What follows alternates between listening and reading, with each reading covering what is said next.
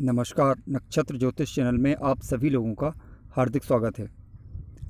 आज हम ग्रहों के बल के विषय में अत्यंत महत्वपूर्ण जानकारी प्राप्त करने वाले हैं और हम ये जानने का आज प्रयास करेंगे कि कोई ग्रह अगर किसी कुंडली में किसी भाव में स्थित है तो वह अपना कितना प्रभाव या कितना रिजल्ट जातक को दे पाएगा अथवा नहीं दे पाएगा। अगर वह नहीं दे पाएगा तब हम क्या कर सकते हैं, इसके अलावा हम ग्रह का अच्छा रिजल्ट कैसे ले सकते हैं, ये जानने का आज हम प्रयास करने वाले हैं। इसके अलावा हम ये भी जानेंगे ग्रहों की अवस्थाएं कौन कौन सी होती हैं और आप कैसे अपनी कुंडली में पहचान पाएंगे कि ये ग्रह आपकी कुंडली में पर्याप्त रिजल्ट देने में समर्थ है अथवा नहीं। तो बड़ा ही इंटरेस्टिंग आज का टॉपिक होने वाला है। तो सभी से निवेदन है कि आप कृपया वीडियो को अंत तक अवश्य देखें, क्योंकि अगर आप स्किप करेंगे तो ऐसी स्थिति में आप सही जानकारी और सटीक जानकारी प्राप्त नहीं कर पाएंगे। तो आइए शुरू करते हैं। देखिए, कभी भी आपने देखा होगा कि कुंडली के विशेष भाव में कोई भी ग्रह स्थित होता है तो वह हमें अपना रिजल्ट नहीं दे रहा होता है कई बार। तो हम ये कैसे जान पाएंगे? तो देखिए, क्या होता है कि ग्रहों की अवस्थाएं होती हैं। ग्रह मृत अवस्था में, वृद्ध अवस्था में, युवा अवस्था में, कुमार अवस्था में अथवा बाल अवस्था में होते हैं। ठीक है, तो जानेंगे कैसे इन्हें? देखिए, सबसे पहले हमें इसके लिए जानना होगा विषम राशियाँ क्या होती हैं और शम राशियाँ क्या होती हैं।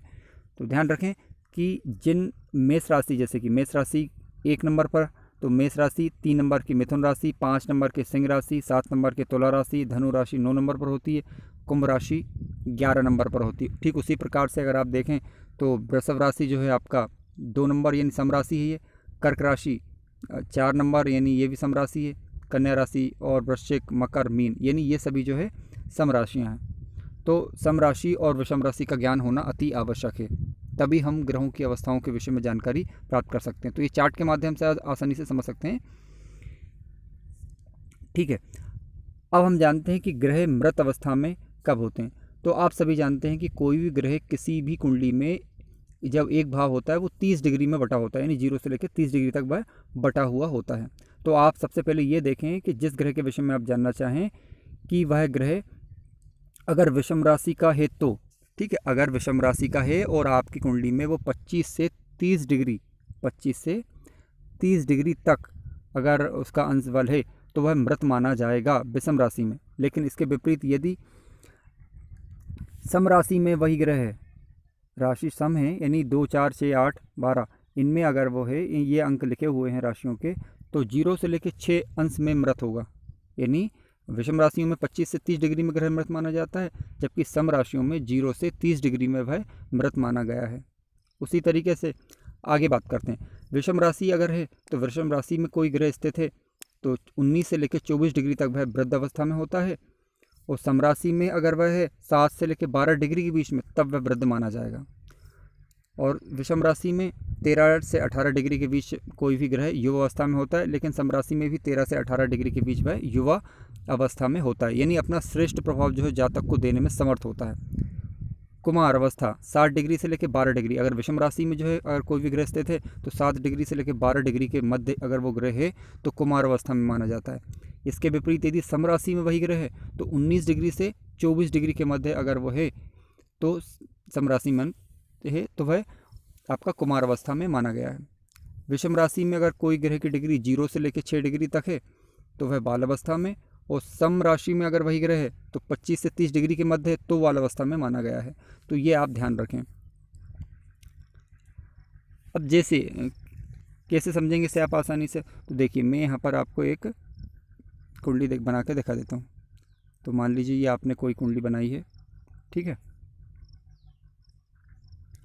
अब मान लीजिए जैसे आपका सभी जानते हैं कि ये फर्स्ट भाव आपका, ये सेकंड, ये थर्ड, ये 4, 5, 6, 7, 8, 9, 10, 11, 12, ठीक है, ये 12 भाव आपके हो गए। मान लीजिए कि कोई ग्रह, जैसे मान लीजिए कि ये मेष लग्न की कुंडली है, ठीक। तो मेष लग्न की कुंडली है और मेष लग्न की कुंडली में जो है सूर्य बैठा हुआ है, आपका लग्न में ही बैठा हुआ है। तब आप कैसे पता लगाएंगे? तो उसके लिए ध्यान रखें, जो चार्ट है आप चार्ट देखिए और सूर्य की डिग्री देखिए। आप सूर्य की डिग्री कितनी है? अगर मान लीजिए अब सूर्य चूँकि 1 नंबर पर बैठा हुआ है यानी विषम राशि में बैठा हुआ है, सूर्य अगर 0 से लेकर 6 डिग्री के मध्य अगर है, 0 से 6 डिग्री के मध्य है तो बाल अवस्था में होगा, ठीक है। और 7 से 12 है तो कुमार, और 13 से 18 है तो युवा। वृद्ध अवस्था के लिए 19 से 24, और मृत अवस्था में है तो 25 से 30 डिग्री इसकी होगी। अब सवाल उठता है कि क्या जो आपका मृत ग्रह है, क्या वो अपना कोई प्रभाव जातक को नहीं देगा?